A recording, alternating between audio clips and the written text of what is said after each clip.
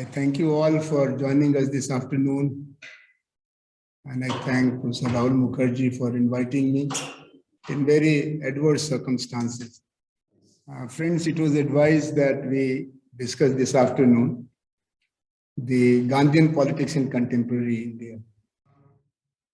It is a very interesting topic because generally we assume that Gandhi was somebody who was not interested in so-called politics, as we understand in Machiavellian sense, because politics is supposed to be pursuit of power.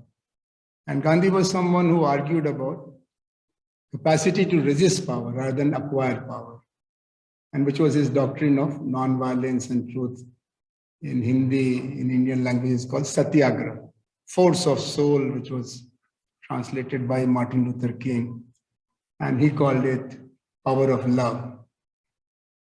Gandhi led Indian people, along with many other stalwarts, from foreign rule to a sovereign republic.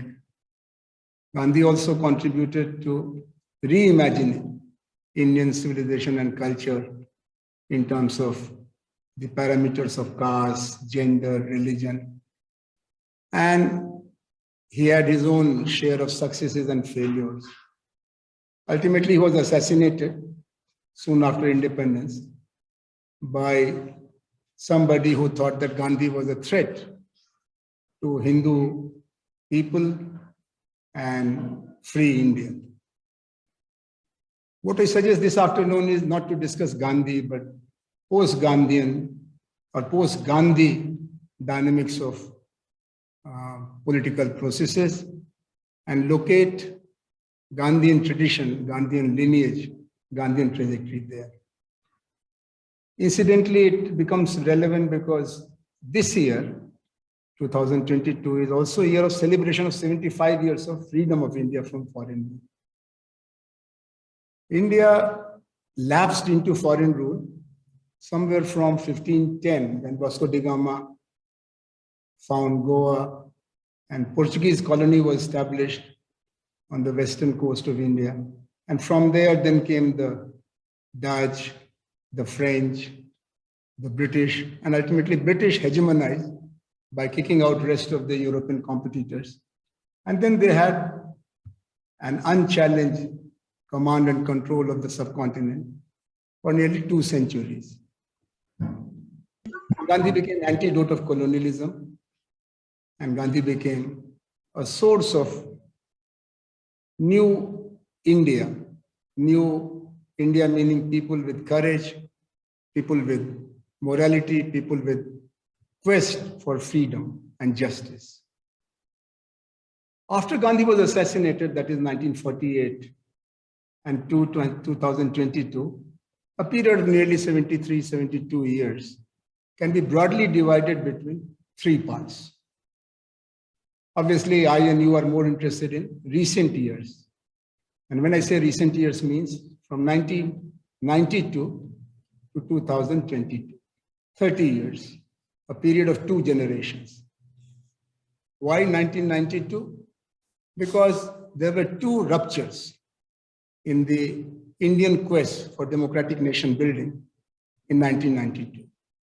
One was the inauguration of new economic policy, which is called the period of paradigm shift. Prior to that, Indians were engaged in creating a welfare state through principle of redistributive justice, discouraging monopolies, discouraging private initiatives, some kind of what they call mixed economy, which you will understand more with lectures of Professor Rahul Mukherjee, Jayashankar, Himanshu Jha, and other friends here. 1992 was also important because that was the year when a group of Indians, motivated with the desire of cleaning up Indian history of certain tragedies, aberrations, and accidents, were found to be successful in destroying an old mosque in one of the northern Indian states called Uttar Pradesh, from where I come, a city which is supposed to be the old site of kingdom of Rama and birthplace of Rama. It is known as tragedy of Babri Mosque demolition. That was the turning point because it declared arrival of Hindu nationalism in a new guard. Hindu nationalism was not a new force. There were Hindu nationalists during the colonial rule also, just like Muslim nationalists, Sikh nationalists. But those Hindu nationalists could not make much of an impact during the freedom struggle because after partition of India and making of Pakistan as an Islamic state, homeland for Muslims, India remained multilingual, multi-religious, and the Constitution of India, which was created after deliberations of 3 years, declared India to be a secular country, having respect for all religions, as well as freedom to not only practice religion, but profess religion. That was India in 1947, 48, 49. But in 1992, an open campaign through democratic methods, mass mobilization, culminated into a few 100,000 people rallying together and in front of the eyes of police and other law protecting agencies, destroyed a place of worship belonging to Muslim community. So 1992 is the turning point to understand many things, including Gandhian politics. But you'll ask what happened between 1992 and 1948 when Gandhi was assassinated. Again, this period of 1948 to 1992 can be divided in two parts. First, between 1948 and 1974, a period of roughly 26 years. It was a period of intense mobilization of Indian people for a Gandhian solution to the land problem. And this was known as the period of land redistribution, land donation called Bhudan. Bhu is land, Dan is donating.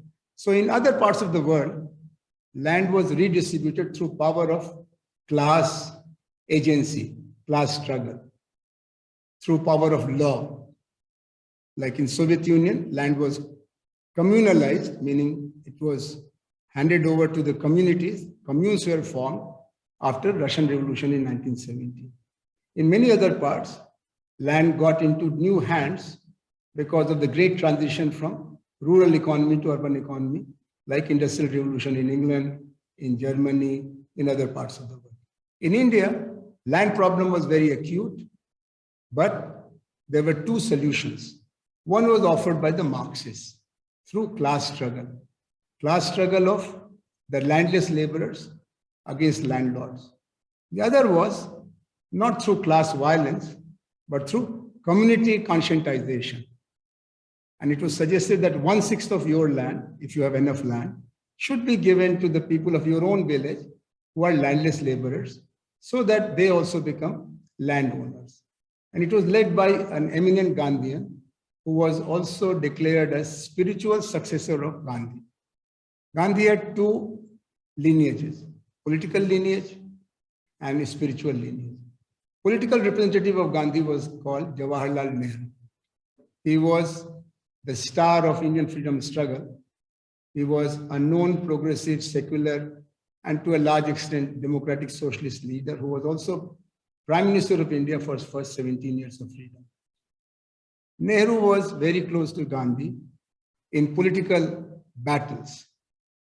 He was second to none in his loyalty to Gandhi, but he had a different paradigm, a different model for India after independence, which was called industrialization-based development. Nehru was quite fascinated by the idea of planning adopted by Soviet Union and the power of machine and industrialization as demonstrated in modern European history.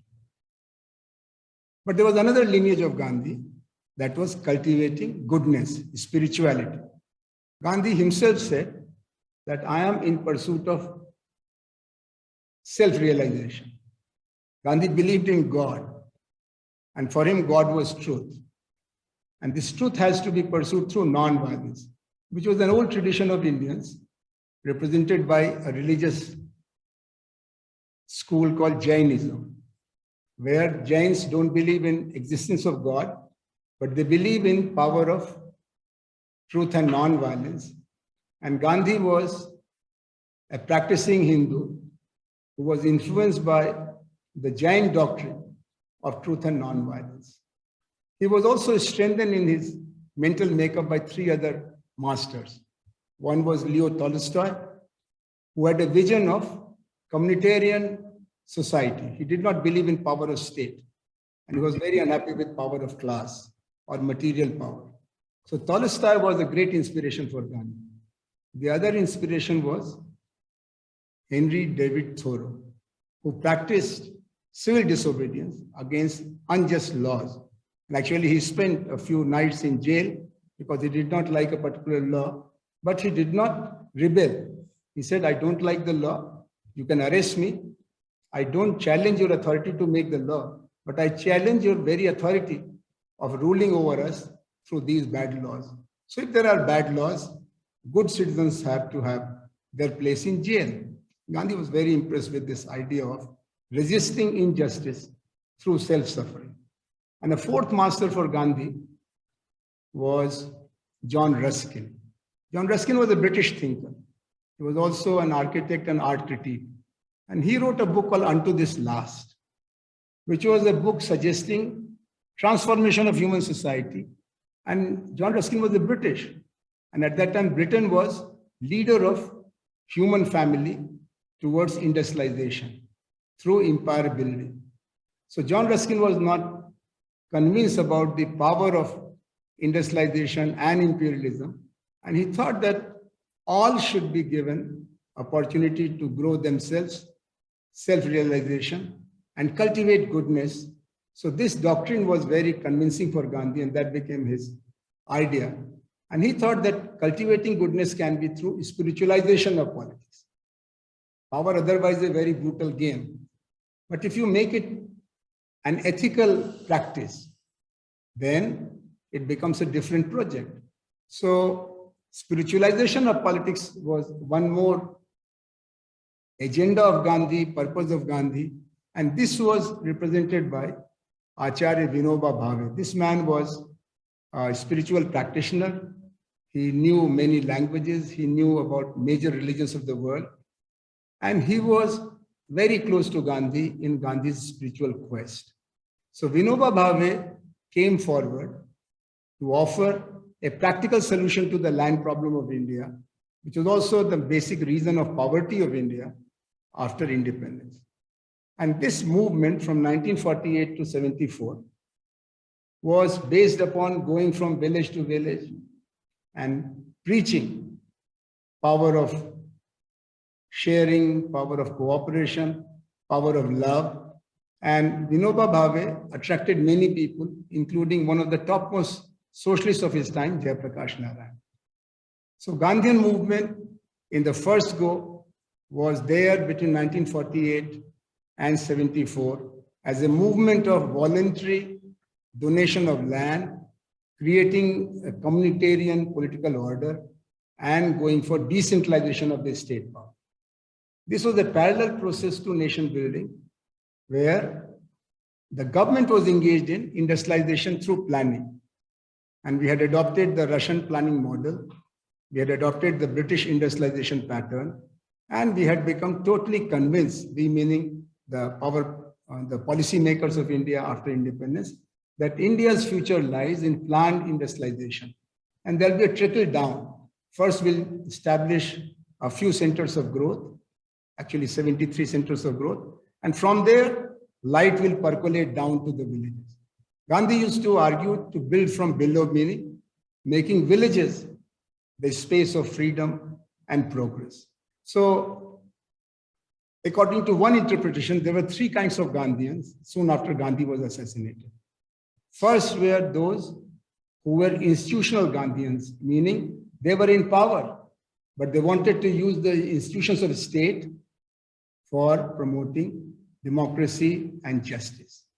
They were basically followers of Indian National Congress, and they were the top leaders of the country. For example, the Prime Minister of India was Jawaharlal Nehru, a very dedicated and committed supporter of Gandhi during the freedom struggle. The Deputy Prime Minister was Sardar Patel, who was also staunch follower of Gandhi and believer in the power of non-violence. President of the Republic was Dr. Rajendra Prasad, somebody who became a Gandhian in 1917, much before Nehru and Patel, when Gandhi entered India and offered Satyagraha in Champaran, a remote area in Bihar. So all these people were in power. They were all Gandhians, and Gandhians not for a few weeks or months. They were Gandhians for 20, 30 years. Most of them had joined Gandhi in 1917 or 1921. So they were part of that school, Gandhian school of politics. But they believed in the power of state, and state became agency of change. And a number of new laws were introduced through Constitution of India. And there was one stream of Gandhian politics, which is represented by Indian National Congress, where Gandhi worked from 1917-18 till the very end of his life. So it was his own party. He was also once president of Indian National Congress. There was a second line of Gandhians, a second stream of Gandhians. It was called the people who believed in the spiritual politics, or politics of not pursuing state power, but building community power. This was Vinoba, Acharya Vinoba, who engaged himself in land donation movement and building new villages, Gramdan and Bhudan. These are two typical Hindi words, but they became very popular. So even in English discussion, we talk about it. Donating your land voluntarily for the poor and bringing the village together beyond casteism, communalism, sexism, a new kind of village India. There was a third line of Gandhians who were neither in the government nor in the voluntary movement. They were in protest politics. And they were people who believed in power of non-violence, but who did not believe in Nehru line of politics. They thought the Nehruvian project of building new India is an incomplete project. There are many opportunities which are being missed. He is not being loyal to Gandhi's teachings. They were dissenters, they were opponents. They were also some kind of democratic socialists. They also did not believe in the power of cooperation. They thought that the rich will never give up power, and which was found to be true later because it was only one generation fascination. When the second generation came into play, they wanted to reclaim the land, which was donated by their father, mother in the 50s and the 60s. And this was quite a turnaround and a flop of Bhudan movement. Why I argue for 74 as the turning point? Because by 71, 72, the limits of voluntary donation of land project were thoroughly exposed. Why? Because there was a new wave of violence around land relations in village India called Naxalism or Maoism. And there was a fear that the problem of poverty in rural India will be now settled through power of the gun. There was an appeal to Maoist line which said power grows through the barrel of gun. And here they were talking about non-violence, and they had a clean sweep. In every election, Nehruvian Indian National Congress will win majority. They will have all the power at their disposal. And there was really nearly negligible opposition to them. But having absolute power in a way could not change the rural configuration. And there was appeal of Mao Zedong all the way from China. And the rebels of communist movement took to arms. Secondly, there was also collapse of Pakistan.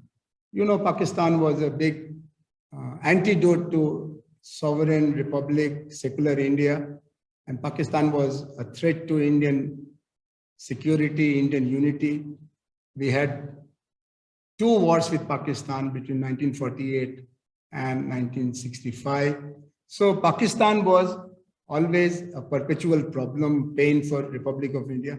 Because of their internal civil war on linguistic diversity, Pakistan got divided into two. Bangladesh was created out of old Pakistan. East part of Pakistan became Bangladesh.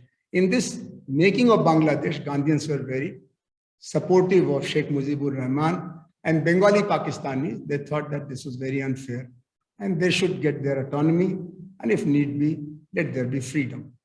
But by 71, 72, Jayaprakash Narayan, the other leader of the Sarvoday movement, Gandhian movement, became so disillusioned that he argued for radical Gandhian politics, meaning getting engaged about the land problem, poverty problem, more substantially, and if need be, at the cost of opposing the government of the day.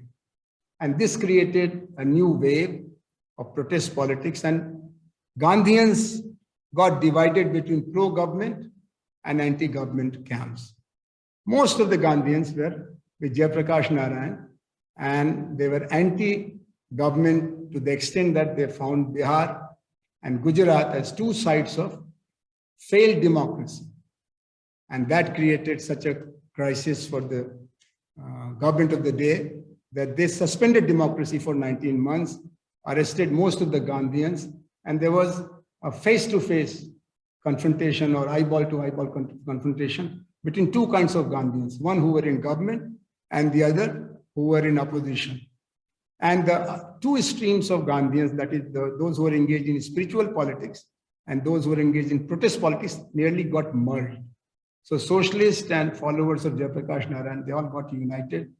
And there was a change of the central government in search of restoring democracy. And there, the Gandhian movement got divided forever between two lines, one supporting the government of the day led by Indira Gandhi ji, and the other supporting Jayaprakash Narayan, who was kept in jail without any charges for many, many months, and many more Gandhians. So there was a new kind of a turn in Gandhian politics. At this point, I want to stop for a minute and to make it clear to you that Gandhian politics was opposed to parliamentary politics in many ways. As I said, politics is defined by you, me, Rahul, Jayashankar, and others as pursuit of power. And what power is state power, right? All game is about state power. Election, protest organization, class organization, rally, movements for state power. Gandhian politics was for promoting community power, not state power. Gandhi was a kind of anarchist who was inspired by people like Tolstoy, Kropotkin, who thought that the state is part of modern civilization and it is an institutionalized evil, which was defined by Max Weber. Yesterday I saw his home. Max Weber said, state is institutionalized violence. Monopoly of violence makes a state. I and you have a quarrel. In old times, I'll use my gun, you will use your weapon, and we'll settle the score. In modern times, I and you have a quarrel. We cannot use gun against each other. We'll have to go to the police station. Police is institutionalized agency of the state, which has power of violence also. They can beat me, they can beat you, they can hang me, they can hang you. That kind of power is there with the state. Gandhi belonged to the tradition of 19th century enlightened people who did not believe that the state is pure rationality. State is full of selfless idealism, as Hegelians would like to argue. They had their own doubts. So Gandhian politics actually meant cultivating community power. Through what? Regular politics is through political parties, through parliamentary elections. Gandhian politics was through constructive work. So there were many centers of what you call reform activities. And they had their own agenda of 18, 19 items, which were continuous engagement of Gandhians at the community level. And for what goals? One of the topmost agenda of constructive work was Hindu-Muslim relations. Gandhi was not a utopian. He was not living in ivory tower. He was living a daily life where he realized that Hindus and Muslims need to redefine contours of their togetherness, and it should not be ignored. It should be a cultivated friendship, multi-religious India, which was a tough idea. Muslims wanted Pakistan, Hindu Mahasabha wanted Hindu India, Sikhs wanted Sikh India. Religious uniformity is a psychological need of any community. Mono-religiosity. But multi-religiosity is the order of the day. With migration, with media, with business, with many other things, we become multi-religious in our public sphere. So Gandhi recognized it. What was the second problem for Gandhi? Untouchability. Gandhi said that we cannot blame the British for untouchability, but untouchability is such a sin. It has to be eradicated, lock, stock, and barrel. And how do we do it? By making law? No, laws are there. but by changing our daily practices. So, untouchability. Third issue was women. Gandhi argued that all laws so far have been made by men. Let us give women a chance of partnership. And women should have as many rights as men have, whether for education, for employment, for acquiring decision-making positions. Then it should be choice of women to decide which one to have, which one not to have. If women become like men, it will be a bad day for humanity. But if women remain where they are, behind the men, it will be worse. And from there, Hindu-Muslim relation, untouchability, gender justice to improving the cattle quality. Indian cattle population was having problem of what we call good quality milk, good quality animals, cows, bulls, and etc. And even that was part of Gandhian agenda. And in between, village sanitation, quality education, role of youth. So this was Gandhian channel of politics through constructive engagement in daily life of people. And that promoted a lot of harmony.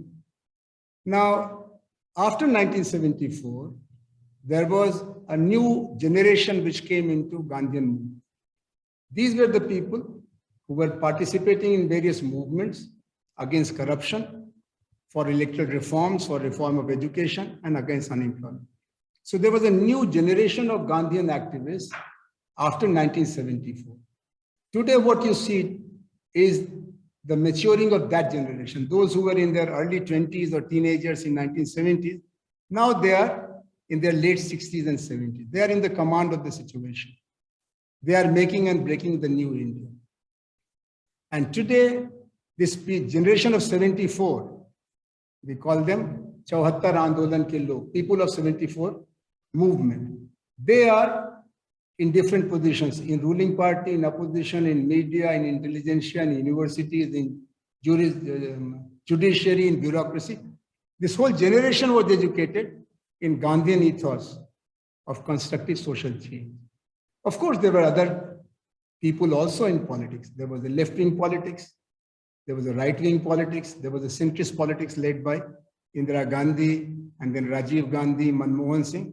So there were many traditions, including a prominent location of Gandhian politics. Between 1974 and 1992, that is a period of roughly one generation, 18 years. This was a period of great transitions. India went through a number of social changes. India went through a number of institutional reforms. Dr. Himanshu Jha has studied right to information. Somebody must be studying social justice related, what we call reservation for the other backward caste. Some people have studied rights for the minorities, meaning non-Hindu population. This all got institutionalized between 1974 and 1992. The whole transformative change took place in those years. But those years were also of global change. You know what happened between 1974 and 1992. The biggest thing from Germany's point of view was collapse of the Berlin Wall. From the Western point of view, it was collapse of the military bloc called Warsaw Pact countries. Then there was reconfiguration of American hegemony. And there was, of course, emergence of China. This all was happening around the world. There was also arrival of Islam in a new form, what we call politics of terrorism. So this all impacted India as well. So between 1974 and 1992, a number of changes, which we call social churning or deepening of democracy in India happened. But after 1992, there was a decisive turn, and there Gandhian politics entered into a new phase of protest politics. And there were three major domains where Gandhians became visible beyond the old classical format. One was environmental protection. Some of the most eminent Gandhians of today include those who led the movements for environmental protection. There is a part of India called Himalayan zone, and there was contractor lobby which was there to destroy flora and fauna. So there was a movement called Chipko movement. Chipko means hugging the trees. And this was led by Gandhians. And from there to a valley in central India called Narmada River Valley, which was being destroyed for creating a large water reservoir called Sarvoday, Sardar Sarovar. Sardar Sarovar, Sardar was Sardar Patel. Sarovar means large water reservoir. Out of a living river, they were going to divert it and create a new water reservoir for another state. And it was affecting a lot of tribal people, indigenous people. So a group of people jumped into this process and tried to save the Narmada Valley. And one of the most well-known leaders of that movement was Medha Patkar, who says that she learned everything from Gandhi. And in between Chipko movement and Narmada Bachao movement, Save Narmada movement, there were many movements like Gandhamardan, Baliyapal, Save Western Ghat. These were all led by a combination of radical Democrats, Gandhians, Marxists, Socialists, who were committed to ecological democracy. So that was a new dimension which was not there in Gandhi's time, which was not there in Vinoba and Jayaprakash time. It was a new leaf, a new chapter in Gandhian.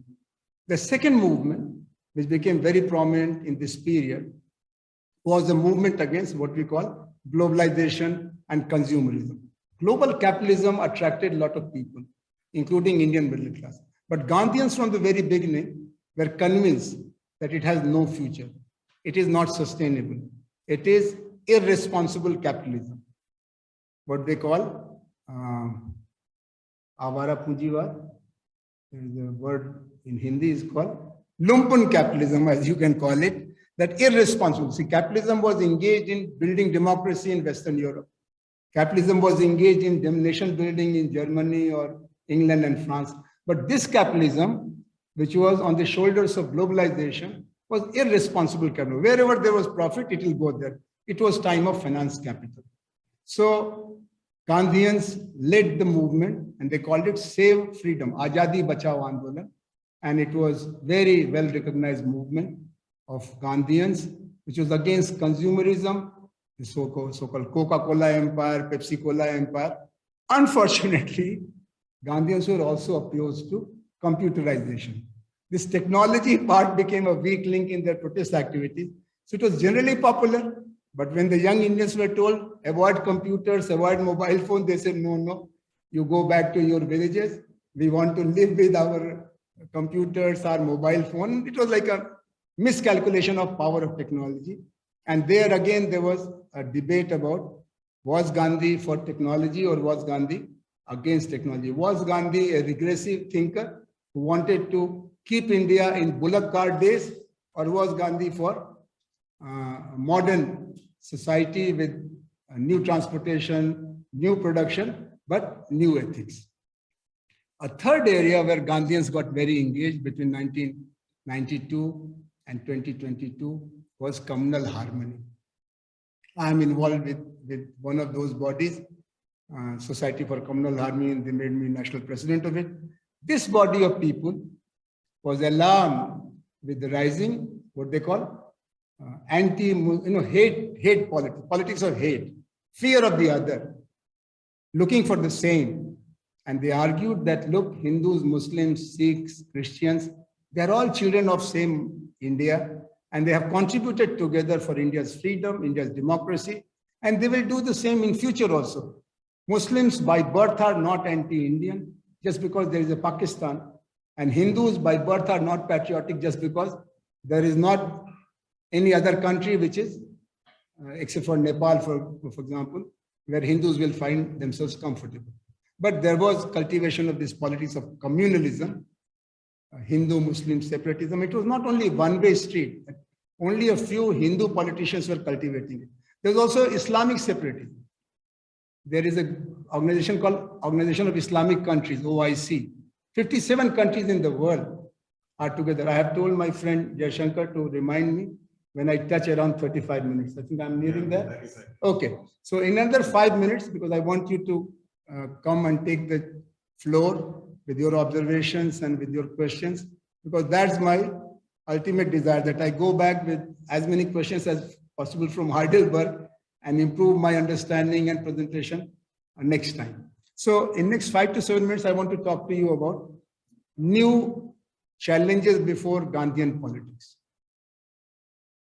First of all, Gandhians were from the very beginning, very clear about limits of parliamentary democracy. They had said, led by Gandhi himself, that parliamentary democracy is suitable for a society which is an island society like Great Britain.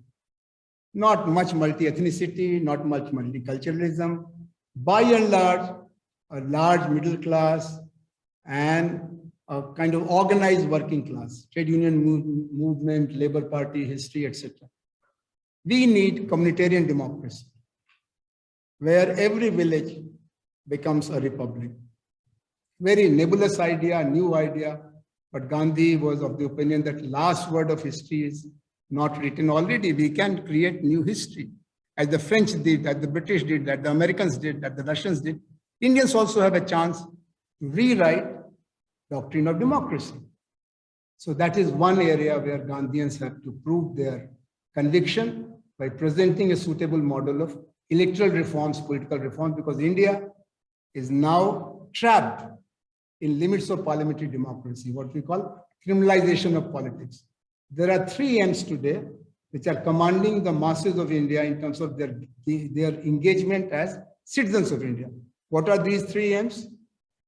Money power, media power, and to some extent muscle power. How do you control it? Obviously through electoral reforms, through political reforms, and that's one agenda where Gandhians are in the front, because a few organizations created in 1970s by Jayaprakash Narayan are very vibrant today. 2 of them are called Citizens for Democracy and People's Union for Civil Liberties.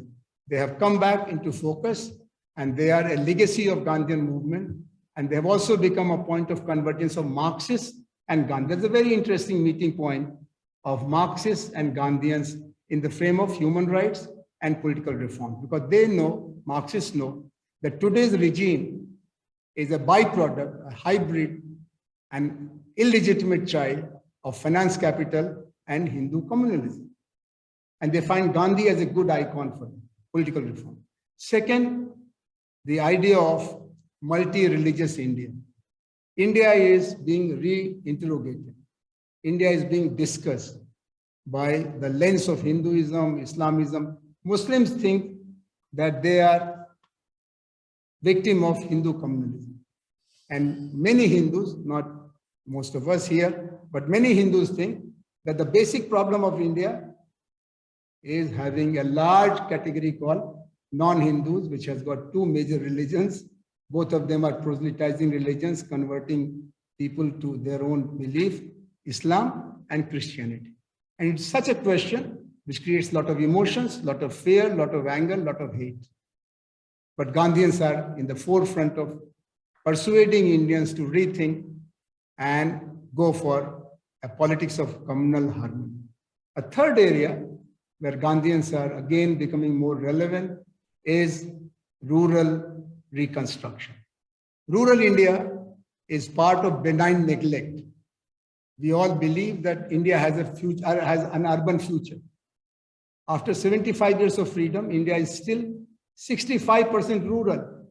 But there are projections by demographers like you and me that by 2030, in another 8 years, India must become 50% urban. Impossible. Indian economy, world economy doesn't permit that kind of transition.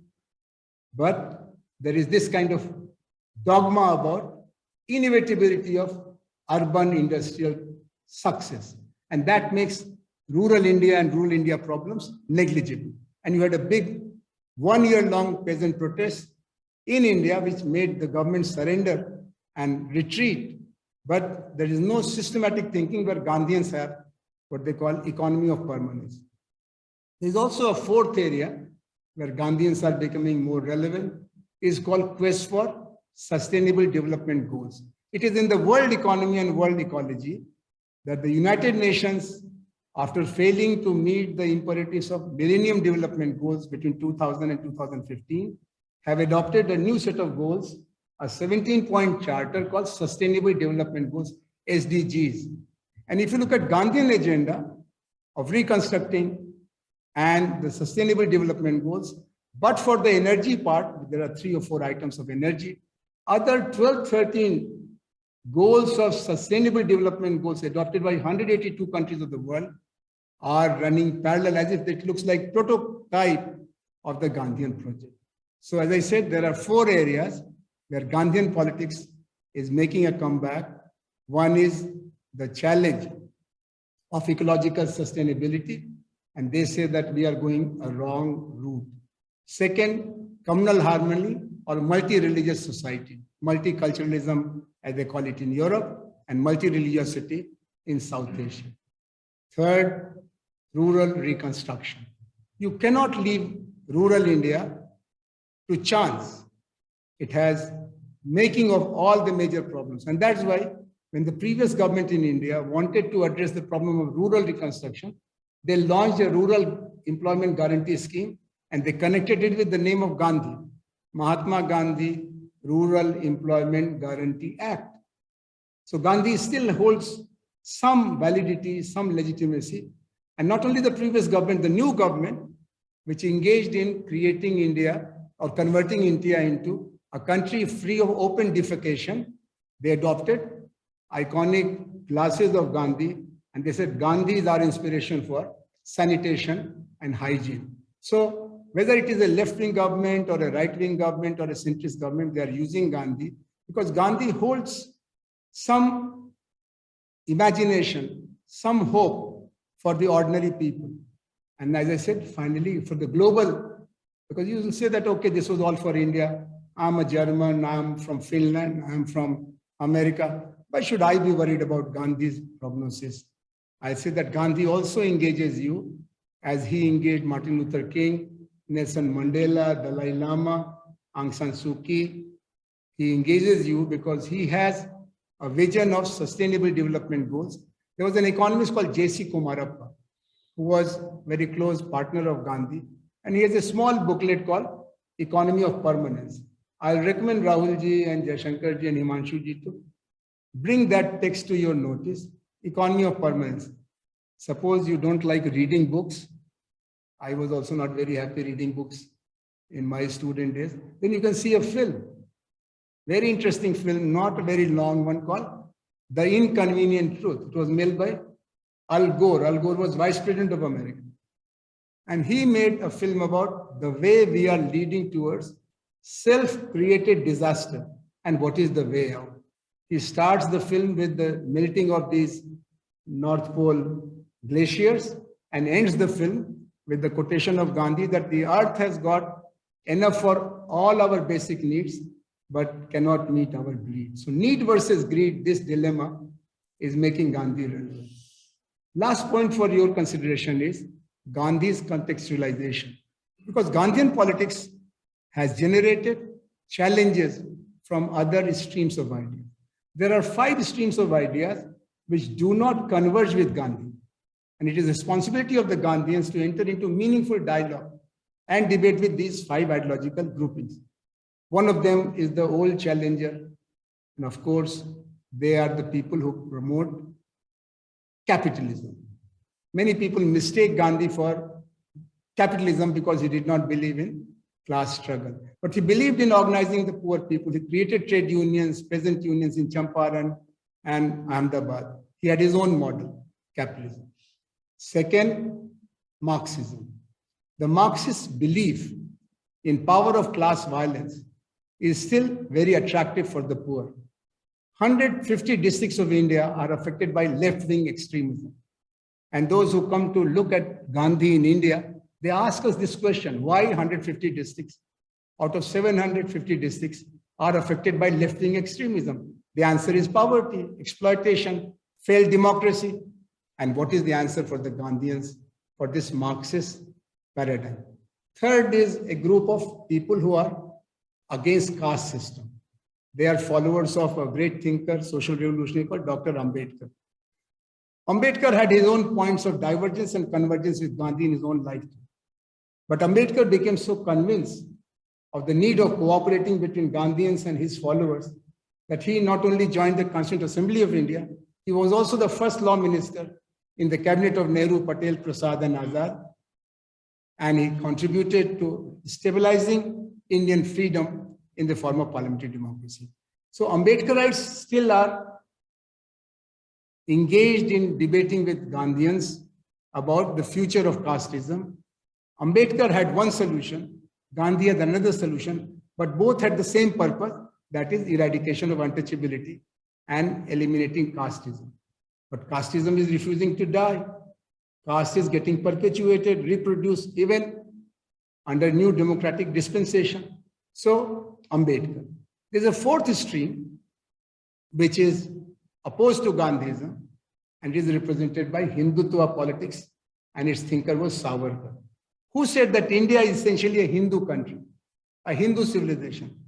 All other influences like Islam, Christianity, and others were aberration. They were pollutants. A Muslim and a Christian can stay in India, but under the overall cultural hegemony of Hindus. They have to Hinduize themselves. That was the bottom line of Savarkar line. Gandhi argued that no. Indians are multi-religious. They have learned from each other. They'll continue to learn from each other. What they have to do is to humanize themselves, not Hinduize themselves, but humanize yourself, a superior being. So there is a challenge from followers of Savarkar, of Hindu nationalism, to Gandhi. And of course, the major challenge comes from those who are modernists of, in a way, Nehru variety, who believed in parliamentary democracy, planned industrialization and urbanization, and they thought that Gandhi had misplaced his priorities about post-colonial reconstruction. Now, these are 5 ideological streams. You cannot ignore them. Gandhians must engage. And today, it is time of reinventing Gandhi and Gandhian politics. And as I come to you from India, they have very busy calendar. In last 6 months, they had many gatherings, many initiatives. And in the next months, they are again going around the country, alerting them, alarming them, and organizing them. So it is a period of reinvention of Gandhian politics beyond Vinoba, Jayaprakash, and the period of anti-globalization. Because globalization, liberalization, and privatization, LPG paradigm is collapsing, is not able to create jobs. So young people are angry, peasants are unhappy, small and medium entrepreneurs are unhappy. So who are happy? A handful, for, as you say, 1% top, as it is in Germany, as it is in America, so is in India. But in India, it becomes intolerable because there is very little scope for accommodation and adjustment for the poor. 800 million people live on subsidized food in India. 800 million people. What is the total population of Germany? 80 million. What is the total population of Europe? 400 million. 2 Europes are in the left and right pocket of government of India in terms of their subsistence. How long can this go on? Not forever. You have to find a solution, and that's where Gandhian politics of not pursuing power through parliamentary mechanisms, but creating communitarian transformatory energy is something which is becoming very attractive. I have given you a simple picture of a complex reality deliberately so that you can ask sharp question and puncture my presentation, and I go home unhappy. Oh my God, what did I say? And look at these questions. I must be careful next time. Thank you very much. Why Gandhi is becoming more relevant. This is very important because a lot of people, including Jawaharlal Nehru, trashed Gandhi. And for example, Nehru himself was not a believer of Panchayati Raj institutions, of village level self-government for a long time. But before he died, he changed his position. He set up a man called Mr. S.K. Day as a minister and said that before I die, try to bring village level governance into India. So those are the kinds of things that even Nehru was persuaded towards the end by something that Gandhi was saying. In the beginning, he was more persuaded by other modernist ideas. So I think Professor Anand Kumar has sort of brought all of these things together in a very short period of time. I'll just make some concluding remarks. First and foremost, we must realize that if Sinhala Buddhists can assassinate Sri Lankan Tamils in the name of Lord Buddha, if Aung San Suu Kyi and her followers can treat Rohingyas poorly, if the RSS can make Swami Vivekananda as an icon, of course, it also points towards the forgetfulness of Buddhists and Hindus about their own tradition. Because if the RSS had read what Vivekananda had said, how Vivekananda had even inspired Gandhi, they would not only not dare to make Savarkar a Gandhian, they would not even dare to put Vivekananda on that pedestal. But that raises a very important question. It is not a question of branding Gandhi. It is basically a battle for ideas. And in that battle for ideas, how do certain ideas get studied, reflected, and pursued? And with what kind of political power? I think is very, very important. I think the learnings from this lecture by Professor Anand Kumar is not to turn Mohandas Gandhi into a prophet. We don't have to become fundamentalists. We don't have to have a Gandhi model like a Modi model and suggest that, it will solve all the problems of the world. I think we have to appreciate Gandhiji for a new approach to thinking about India that he persuaded teeming millions within the entire subcontinent. In my view, and I'm not a great student of history, there was probably a time when Ashoka was able to do that. And his empire was unmatched, and his love for violence was also well known. I don't know so much about Akbar, but when the Mughal Empire became more liberal, had Dara Shikoh won the battles with Aurangzeb, India's history would have been very different.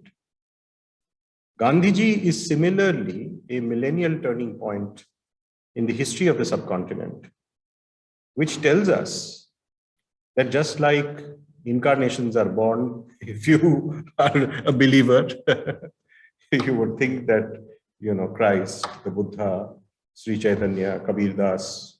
And it's important to talk about religion because religion is important. India is a deeply religious country. In the name of secularism of the French variety, we can miss a lot of reality. But there are probably manifestations in the social and political world of these great seers who draw from the social, but from the religious, and show that the path of self-enlightenment need not be one of Shankaracharya's disenchantment with Maya. This is also the message of Vivekananda. Some people do believe that Vivekananda, in many of his writings, that certainly inspired Nehru, Gandhi, and Subhash Chandra Bose, but also actually had a very different interpretation of Maya. I mean, there's a debate on this, and I'm not an Indologist, but I have read enough in English to have an intuitive feeling about these issues. And I can say that clearly it is a tradition where the system is trying to reform from within. And as Gandhiji said, that reform does not mean that you don't expose yourself to the West. He said that you stand firm, understand yourself, and let the wind blow. So you don't become a fanatic, but you are very deeply grounded in your reality. So much grounded that you can even change the world by changing yourself. Now, drawing from this kind of a deep inspirational understanding of a millennial figure, I think arises a few points which I think were very, very significantly highlighted by Anand. And I will just try to underline those points and maybe make them even more explicit. The first is that ultimately, I think what is the fundamental difference between Gandhi and Marx? For Marx, the external material world matters. For Gandhi, the internal world matters. So Gandhiji is giving a lecture at the 1928 session of the Federation of Indian Chambers of Commerce and Industry. And this lecture is very interesting. He says that you are all my friends. You must make your wealth. But you must consider yourself to be a trustee of that wealth rather than an owner of it. Because the creation of wealth actually requires certain creativity, requires certain amount of freedom. But it is something that God has given to you in trust so that you can help other people. And if you do not participate in that activity, then I will become your worst critic. So Gandhiji is not saying that don't become an Adani or an Ambani or a Tata. But like Vivekananda did to Jamshedji Tata, he's saying that make an Indian Institute of Science, create metallurgy, bring that to the service of India. Create a TISCO, which will have the best labor relations in the history of mankind that will, beat any form of British labor laws. So Gandhiji is actually saying that the mechanism of transformation is internal. And I think Anand Bhai stressed that. He sort of said that there are so many, and that is fundamental. It kind of draws from the Indian tradition. The other aspect where I think Gandhiji conflicted with a very strong Western understanding of reality is that you have to live with nature and not just think about mastering nature. Communing with nature is a paradigmatically different idea than gaining control over nature through technology. And the third aspect that he sort of highlighted was the fact that you don't have to become less of a Hindu or a Christian or a Muslim in order for India's civilization to succeed. Become a better Muslim. This is exactly what is echoed in the writings of Vivekananda. In many places, Vivekananda is saying that more religious diversity is good. I know there are monks in the Ramakrishna mission who are Muslims and Christians. But the point is that if all of these things get diluted, just like the Buddha can be taken over by, Sinhala monks who are terrorizing Sri Lankan Tamils, then, the fault does not lie with the prophet. It lies with those who interpret the prophet, who are, as Anand Bhai said, unable to live their lives. I mean, it is our generation that has to, take the blame for it. The prophet has probably given us more than the world has given to the rest of the world in terms of heritage. And I think from that perspective, this lecture kind of echoes a sentiment that was expressed by Dr. Harshmandar a few weeks ago, where he criticized the contemporary Indian civilization as being comparable to German fascism. While doing that, he stressed at the same time, with the same amount of verve and vitality, that the Indian tradition can still teach a lot to the world with all its problems. So I think the motivation is for us to bring alive what is there and not become very proud of what we may have had, and try to reform. And once we are able to reform ourselves, I think the world itself will want to learn from us. So thank you all very much for your patience, and I'm very sorry that I took so much time after Anand Bhai's lecture, but I was really provoked to say these things. No, it was very important summary. Because I think some points which deserve further consideration by all of us. And I'm so thankful. It was near impossible. But for others, 4 of them are part of the whole community network. So I was feeling very comfortable. And for 3 of you, I thank you for your participation, and I hope that it will get you further engaged in exploring these other forms of political mobilization which are beyond party politics, electoral competition, and game of controlling or losing control of state power. Because that politics remains unglamorized, underreported, and of course, underestimated. Thank you so much.